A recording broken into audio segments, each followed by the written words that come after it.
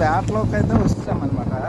మొత్తం ఇంక బొద్ది పురుగులైతే ఇన్ని లేవు బోట్లోనైతే ప్రతి ఏట కూడా ఈ బొద్దు పురుగులతో చాలా ఇబ్బందులు పడుతున్నాము. చిట్ట చివరిగా దీని జాడ ఎక్కడనేది తెలుసుకున్నాము. అక్కడికి ఈ అండర్ గ్రౌండ్ ఎత్తేసరికి చూసేసరికి లోపల పిల్లలు ఉత్పత్తి చేస్తుందన్నమాట. టైం అయితే బోట్లో అంతగా కనిపించవు. నైట్ టైం అయితే మాత్రం అలా బంగురుకుంటూ వస్తాయి ఆహారం కోసము. దానికి ఏ ఆహారము దొరక్కపోతే చిట్ట చివరిగా మనుషులు కాలు చేతులైనా కొరుక్కుంటూ వెళ్ళిపోతాయి. అలా తయారయ్యవి. ఆ సామాన్లన్నీ కూడా తీసి బయట పెట్టేశాను.